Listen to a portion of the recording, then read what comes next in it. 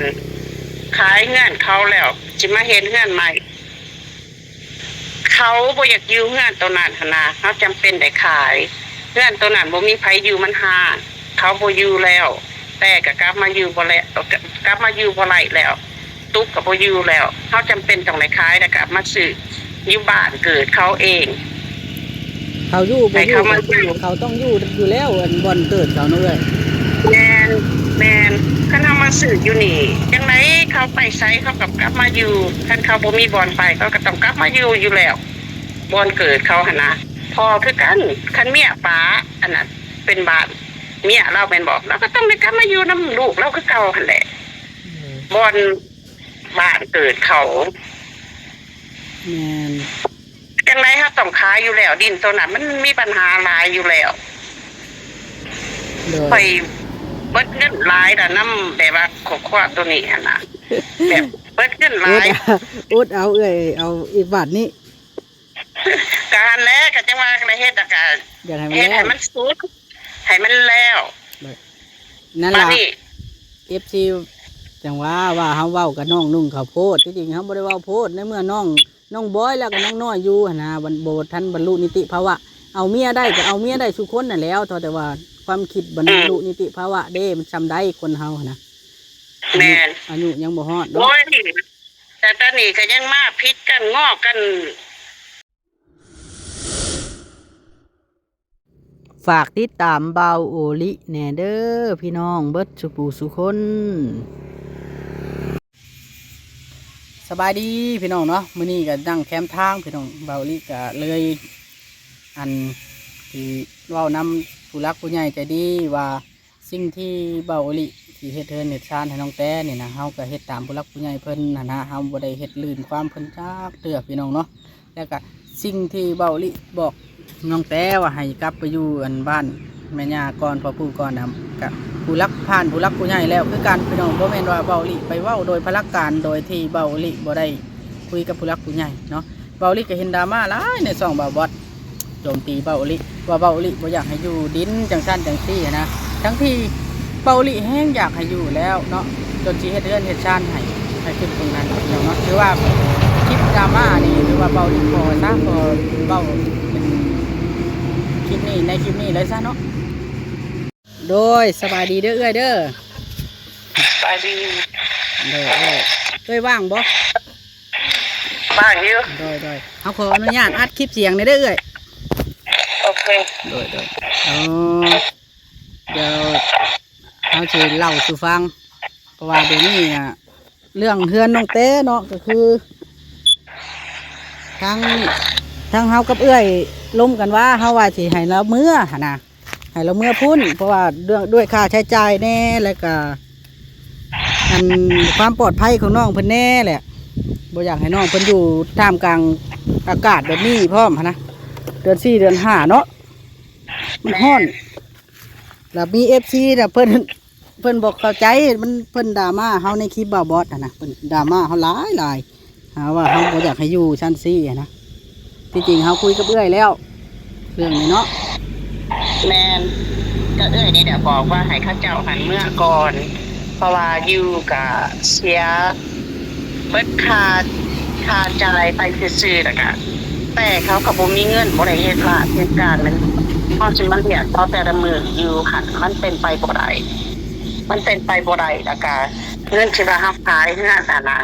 เฮาเอามาซื้อดินแล้ว 70,000เดือนนั้นเฮาจะมาปลูกเพื่อนก็จักสิพอหรือบ่แต่ยังสิมาเลี้ยงคน2คนอีกอยู่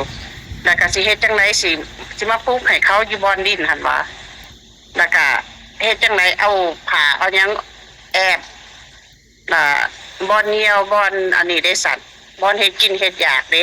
ข้าวน้ำในบาดนี้สิเฮ็ดจังได๋บ่อนอาบน้ำในเด้เจ้าสิเฮ็ดจังได๋บาดนี้เจ้าสิไปขอเพื่อนเขาเจ้าข้างบ้านมันก็เป็นไปบ่ได้เจ้าก็ต้องเมื่อก่อนเจ้ามีดินตัวนี้เจ้าก็ยังอยู่หันได้เจ้าก็ยังอยู่เฮือนปู่ย่าเจ้าได้บาดนี้เจ้าก็คือบาดอยากได้เฮือนมาเดินแม่ผู้เพิ่นปลูกเพิ่นก็ว่าแต่ตะกี้ก็คือบ่อยู่ปลูกไข่เฮือนมาเดินแล้วก็ ดินกับ40 คูณ 40ก็ยังพากันอยู่บ่ได้ก็ยังพากันถิ่มอยู่ถิ่มแล้วก็กับจูเฮานี่นะต้องไปหาทางแก้ให้บานนี้ขายแล้วก็มาซื้อตัวนี้มาซื้ออยู่บ้านเก่าแม่นบอกมาซื้ออยู่บ้านเก่าแล้วก็บานนี้สิเฮ็ดเฮือนให้เฮือนหันเงินเฮามีเท่าไหร่เฮาก็เฮ็ดตามเท่านั้น4 คูณ 6 4 คูณ 6สำหรับคนเดียวมันก็โอเคแล้ว4 คูณ 6มันก็ใหญ่แล้วบานนี้เขาก็ยังน้อยอยู่เพื่อนชาวเทืองกำลังบักใหญ่เฮาเบิ่งน่ะมีแต่4 คูณ 5นึงเพื่อนชาวเทืองก็ได้แม่นมันใหญ่4 คูณ 6ขนาดมันบ่ได้น้อยเฮาเฮ็ด2 สั่นเฮาเฮ็ด2 สั่นแหละทั้งรุมเฮากับปูซีเมนต์ให้เขานานคือเฮือนประบ่อนครับบานนี้เฮาก็เบิ่งไปคันเขาหูจักเมียนเฮือนเมียนซ่านหากินหายาเฮาก็จังซอยเขาไปเป็นบอกท่านเขาสินั่งซื่อๆคือตอนอยู่เฮือนเก่าหั่นเฮาซอยไปมันก็ซ้ำนั่นเพราะว่าซอยไปเฮาก็บ่ได้เอาเกียซอยเฮาเอาเงินซอยก็คือเฮาแต่การสิมาอยู่ตอนเฮือนปุ๊บมันก็อยู่เป็นไปบ่ได้จะต้องเมื่อก่อนเมื่อถาก่อนเฮือนแล้วแล้วจะจังกลับมาจะจังกลับมาอยู่เขาเจ้าอยากอยู่หั่นน่ะมันก็จังสบายเฮาอยู่เฮือนเฮาเองบ้านนี้โดยเฮาคิดไปนั่นแหละเฮานะFC สิว่าเฮาถิ่มเขาเฮาบ่รับผิดชอบเขาเฮาบ่หาทางรับผิดชอบเขาอายุ20 ปีแล้วเขาบ่แม่นลูกเขาบ่แม่นน้องเขาบ่แม่นพี่น้องเฮาแต่ว่าเฮาอยากซอยเขาซื่อๆเฮาอยากซอยเขาซื่อๆเฮาเห็นน่ะเฮาอีโตนน่ะเฮาอยากซอยเขาซื่อๆแล้วเฮาซื้อดินให้มันก็ใหญ่ล่ะมีไผสิมาซื้อดินให้เจ้าแม่นบ่ซื้อดินให้แล้วก็สิปลูกเรือนให้อีกปลูกเรือนแล้วจังมาอยู่บ้านนี้คันเจ้าสิไปถามเขากลับไปกลับมาอยู่หั่นเจ้าสิอยู่หรือเจ้าสิไปเจ้าสิอยู่หรือเจ้าสิไปมันก็แฮงหลายเรื่องแฮงกลับไปกลับมาอยู่หั่นคันว่าให้เมื่อถ่าอยู่เฮือนก่อนก็เมื่อถ่าอยู่เฮือนก่อนเฮือนแล้วก็จังกลับมาก็คือเฮาได้ออกความคิดเห็นไปแล้วว่าคันจากยามพอจอยยามไผก็พยายามยามแล้วก็พากันเมื่อเฮานะมีโอกาสมาแล้วก็พยายามเพิ่นก็บ่เป็นหยังแต่ว่าพากันเมื่ออยู่พุ่นยังพอได้เฮ็ดเวียกเฮ็ดการซอยปูซอยหญ้าอยู่พุ่นนึ่งข้าวนึ่งน้ำชุบเพิ่นกินมาอยู่พี่เฮาบ่ได้มีแนวเฮ็ดนะเฮาคิดว่าจังซี่แต่เฮามานอนกลางดินกินกลางทรายอากาศร้อนอบอ้าวนอนบ่มีก่อนล็อกประตูล็อกเนาะมันบ่ค่อยโอเคมันแห้งหายบาดเป็นหยังมากเด้บาดเป็นหยังมากไผก็รับผิดชอบก็แม่นพวกเฮาก็แม่นก็แม่นแม่คุณผู้เพื่อนแม่นบ่ต้องได้รับผิดชอบว่าเอาเขามานอนจังซั่นอธิบายเฮาเลยออกความคิดเห็นนะว่าแนวใดก็อยากให้เมื่ออยู่พุ่นก่อนเพราะว่าอันความปลอดภัยของน้องเพิ่นจักอะไรที่เป็นไข้เป็นหนาวแล้วนอนกลางเดินเนาะบ่อนอาบน้ำอาบในเด้กลางคืนบ่มีพัดลมไฟผ้าเด้พื้นไฟเฮ็ดกินอยู่แบบใดล่ะเจ้าเขาเอาหนักมากแต่ใช้มากมันหนึ่งมากินอยู่หันแล้วก็สิให้พ่อเจ้าซื้อเขาไปให้กินมื้อละ3 คาบมันก็เป็นไปบ่ได้ได้เฮาสิเอาเงินมากแต่ใช้แม่นบ่เงินเฮาสิเอามาฟูเพื่อนให้แหละโดยนี่ล่ะเฮาหวังดีกับน้องนุ่งแล้วเฮาจังบอกนะเฮาก็ได้อันนี้เฮาซอยมานี่ได้4-5 ปีแล้วแต่มันก็ยังซ้ำนี่มันก็ยังคือเก่าอยู่นั่นน่ะมันแบบว่าเฮาก็ยังกุ้มอยากซอยเอื้อยก็ยังเจ็บหัวน่ะเป้าแท้นี่น่ะเอื้อยเจ็บหัวย้อนว่าความอีตนเอื้อยเนาะมันย้อนว่าความอีตนแล้วก็เฮาได้ซอยแล้วเฮาต้องเฮ็ดให้มันแล้วเฮาต้องเฮ็ดให้มันแล้วหั่นน่ะเพราะว่าเว้าแท้นี่แหละงานประวอนงานประแตวนี่เอื้อยเบิ่งน่ะเอื้อยแบบสนุกใจเบิ่งมักเบิ่งมันม่วนแต่อันนี้ล่ะมีแต่ตาปัญหามีแต่ตาดราม่าเอื้อยบ่มักเอื้อยบ่มักเบิ่งตาเฮาพยายามให้มีดราม่าแล้วเพราะว่าเฮาเว้าเบิดแล้วเบิดสุอันมีแต่ว่าอีสังก็ให้พังผู้ใหญ่เบิดเฮาเว้าอ่ะนะเพราะว่าเฮาอยู่กับผู้รักผู้ใหญ่เนาะตั้งแต่น้อยจนใหญ่อยู่กับเพิ่นล่ะเวลาเพิ่นเว้าอีหยังเฮาก็ต้องฟังความคิดเห็นบางอย่างกับบางอย่างเฮาก็บ่เว้าก็ได้เฮาเว้าดูเฮาก็บอกเขาเจ้าเวลาแม่นแล้วก็มีแต่บอกแต่แนวดีๆแม่นบ่เฮาบ่แม่นว่าเฮาสิบ่อยากให้เพิ่นอยู่ในดินตอนใหม่เพิ่น เฮายังอยากให้เพิ่นอยู่แล้วจนสิเฮ็ดเฮือนเฮ็ดชานให้เฮาย้อนเฮาอยากให้อยู่นั่นแหละ อืม ล่ะผู้เพิ่น มันกับบ่โดน โดยในคนทัวเฮาลงเฮาหลายเติมในคลิปบ่าวบอสล่ะเลยเฮาโอ้เฮาว่าเฮาเฮ็ดแบบนี้ยังอันนั้นยันมันลำบากต่อไปแล้วคือว่าเฮาบ่อยากให้อยู่จังซั่นจังซี่มันเป็นจังไดล่ะ มันบ่แม่นบ่อยากให้อยู่เขาอยากให้อยู่แต่เจ้าสิมาอยู่จังไดเงินเจ้าก็บ่มีเงินที่ว่าเฮาให้ล้านหนึงหันเฮาว่าให้เอาเมื่อก่อนให้กลับเมื่อก่อนเมื่อถาก่อนเจ้าสิมาอยู่เฮ็ดหยังมันเป็นเดินดินซื่อๆมันบ่แม่นเฮือนมันเป็นเดินดินซื่อๆให้แล้วก่อนให้เฮาปลูกแล้วก่อนจังมาขึ้นมาเขามาเฮือเอามาอยู่แม่นบอกเอาพ่อแม่มาอยู่บ่มาอันเขาเฮือนแล้วก็มาอยู่คันเจ้าอยากมาอยู่หั่นน่ะเล็กน้อย2โตหั่นน่ะยามเขาพักโรงเรียนเขาก็มาแม่นบ่เขาก็มายามเขาเข้าโรงเรียนเขาบ่มาดอกเพราะว่าจะเอาเขามาเฮ็ดหยังเขามีอนาคตแล้วอยู่เมืองไทยนั่นให้เขาเข้าโรงเรียนอยู่หั่นโดยนี่แหละก็อยากให้อธิบาย FC เข้าใจนํเพราะว่าย่าน FC คือว่า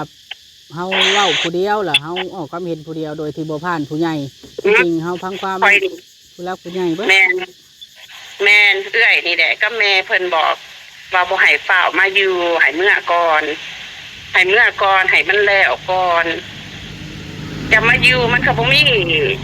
ประโยชน์อีหยังมีแต่เสียเงินซื่อโดยคันคันสิไปถามกันอีกคันบอสสิไปถามกันอีกว่าสิอยู่หรือสิเมื่อจังสิมันบ่สุดจักเทื่อดอกถามกันไปถามกันมาอยู่หั่นมันบ่สุดจักเทื่อดอกเรื่องหั่นน่ะเฮาบ่ถามได้คันเฮาเพราะว่าเฮาเว้าแล้วล่ะแล้วเด้แม่นเว้าแล้วแล้วแม่นเฮาเว้าแล้วเฮาบ่ต้องถามหลาย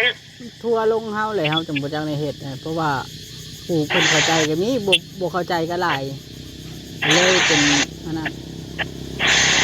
แม่นแล้วก็ผู้เพิ่นว่าอันขายเงินเขาแล้วสิมาเฮ็ดเงินใหม่เขาบ่อยากอยู่เงินตัวนั้นหั่นน่ะเฮาจำเป็นได้ขายเงินตัวนั้นบ่มีไผอยู่มันห่างเขาบ่อยู่แล้วแต่ก็กลับมาอยู่บ่แล้วกลับมาอยู่บ่ไหลแล้วตุ๊กก็บ่อยู่แล้วเฮาจำเป็นต้องได้ขายแล้วก็มาซื้ออยู่บ้านเกิดเขาเองเขาอยู่บ่อยู่เขาต้องอยู่แล้วบ่อนเกิดเขาเนาะแม่นคันเฮามาซื้ออยู่นี่จังไดเขาไปไสเขาก็กลับมาอยู่คันเขาบ่มีบ่อนไปเขาก็ต้องกลับมาอยู่แล้วบ่อนเกิดเขาหั่นน่ะพอคือกันคันเมียป๋าอันนั้นเป็นบ้านเมียเราเป็นบอกเราก็ต้องได้กลับมาอยู่นำลูกเราคือเก่าหั่นแหละบ่อนบ้านเกิดเขาแม่นจังได๋เฮาต้องขายอยู่แล้วดินตัวนั้นมันมีปัญหาหลายอยู่แล้วค่อยเบิดเงินหลายน่ะนำแบบว่าขอควาตัวนี้หั่นน่ะแบบเบิดเงินหลาย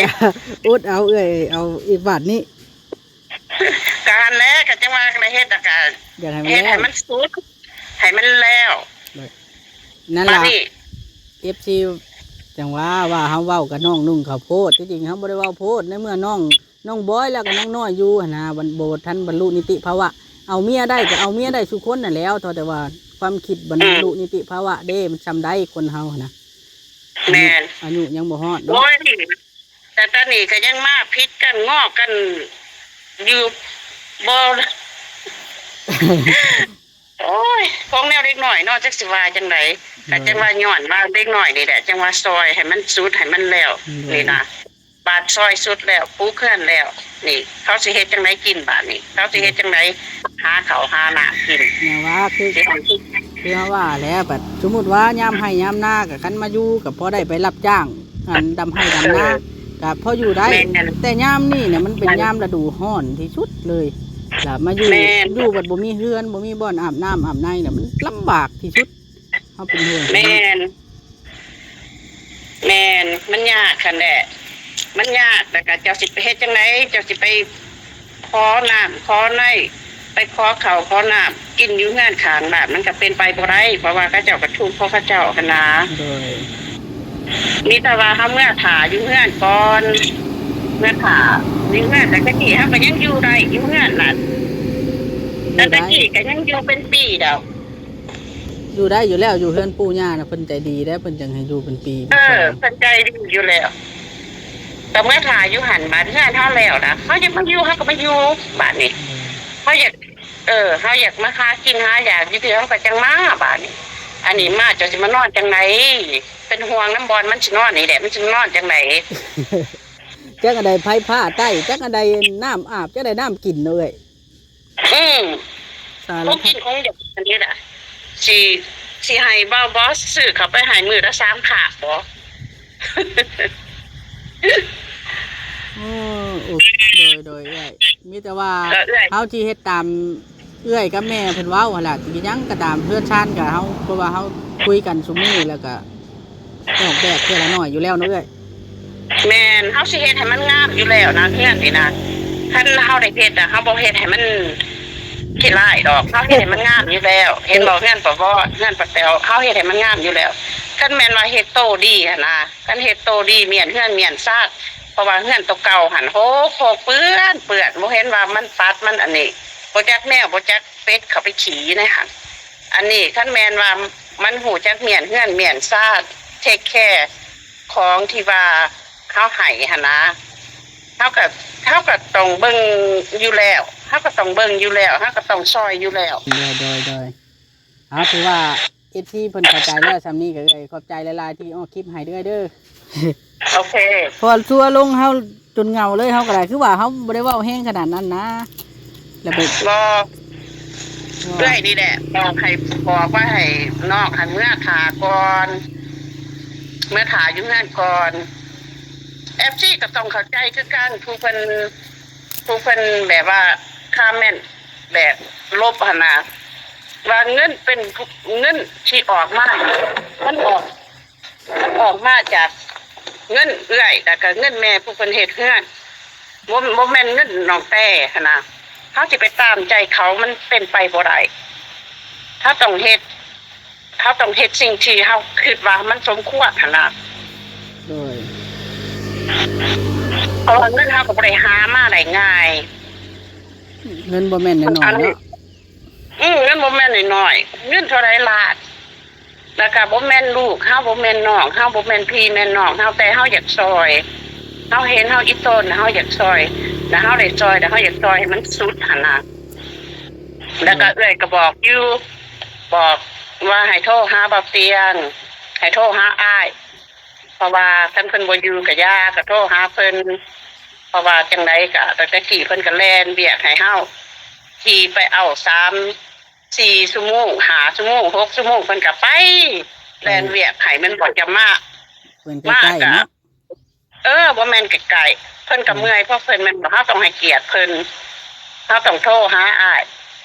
เพิ่นบ่อยู่ก็โทรบอกเพิ่นว่าเฮามาเฮาโทรหาอ้ายโทรหาบ่าวคันบ่าวอยู่อยากไปเล่นน้ำบอกเฮาต้องให้เกียรติเพิ่นเฮาต้องฮู้จักควบหั่นน่ะเพราะว่าจังได๋เฮาก็20 ปีแล้วเด้เฮาต้องฮู้จักควบ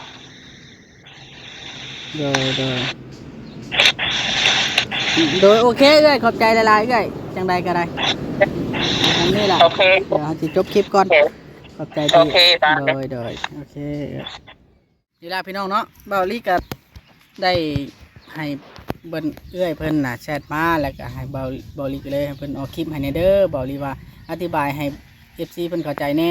สิ่งที่เบาลี่อันเฮ็ดคือว่าแบบเฮือนชานบ้านช่องบ่สิเฮ็ดนี่บ่ได้แม่นตามใจเบาลี่เด้อพี่น้องเนาะบ่ได้ตามใจเบาลี่จักดีดอกแปลว่าเฮาบ่แม่นว่าตามใจเบาลี่จักดี เขาตามใจไปว่าความจำเป็นที่ผู้ใหญ่เพิ่นจะเฮ็ดให้แบบใดเขาต้องเอาแบบนั้นและเขาก็เบิ่งเห็นว่าผู้ใหญ่เพิ่นเฮ็ดให้นี่มันดีที่สุดแล้วเนาะพี่น้องเนาะ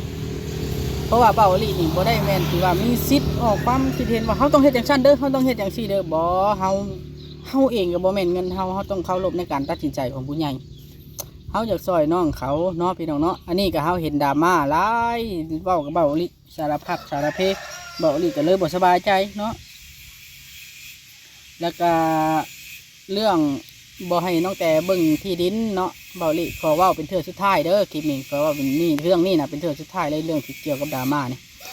ว่า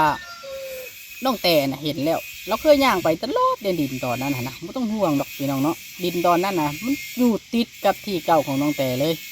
เนาะแบบว่าอยู่ติดที่เก่าเลยนะเมื่อวานนี่นะเบาลิลูกเบาลิบ่สบายก็เลยเฮาก็เลยบ่ได้พาเราไปตัวที่เฮาะนะจุดประสงค์ของเฮาก็คือเอาเรามาเฮ็ดหนังแสดหนังสือให้มันแล้วสำนักเนาะพี่น้องเนาะบ่แม่นว่าเฮาสิเอามาหาเลาะถ่ายคลิปจังซั่นที่บ่ได้พี่น้องเนาะต้องเข้าใจตัวนี้เบาลิก็เลยเฮ็ดจังซั่นพี่น้องเอาสำหรับคลิปนี้เบาลิก็ขอขอบคุณทั้งเอื้อจุลี่เด้อออกกองให้เบาลิเนาะแล้วก็อธิบายถึงความจำเป็นทุกอย่างที่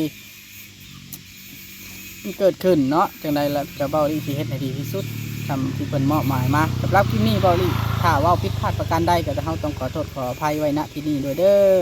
สบายดีสบายดีพี่น้องเนาะมื้อนี้ก็นั่งแคมป์ทางพี่น้องเบาลิก็เลยอันที่เว้านำผู้รักผู้ใหญ่ใจดีว่าสิ่งที่เบาลิที่เฮ็ดเทินเฮ็ดชานให้น้องแต่นี่นะเฮาก็เฮ็ดตามผู้รักผู้ใหญ่เพิ่นนะเฮาบ่ได้เฮ็ดลื่นความเพิ่นจักเทื่อพี่น้องเนาะแล้วก็สิ่งที่เบาลิบอกน้องแต่ว่าให้กลับไปอยู่อันบ้านแม่ย่าก่อนพ่อปู่ก่อนนะกับผู้รักผ่านผู้รักผู้ใหญ่แล้วคือกันพี่น้องบ่แม่นว่าเบาลิไปเว้าโดยพละการโดยที่เบาลิบ่ได้คุยกับผู้รักผู้ใหญ่เนาะเบาลิก็เห็นดราม่าหลายในช่องบ่าวบอสโจมตีเบาลิว่าเบาลิบ่อยากให้อยู่ดินจังซั่นจังซี่นะทั้งที่เบาลิแห้งอยากให้อยู่แล้วเนาะจนสิเฮ็ดเรือนเฮ็ดชานให้ขึ้นตรงนั้นเนาะคือว่าคลิปดราม่านี่หรือว่าเบาลิพอซะพอเบาเป็นคลิปนี้ในคลิปนี้เลยซะเนาะ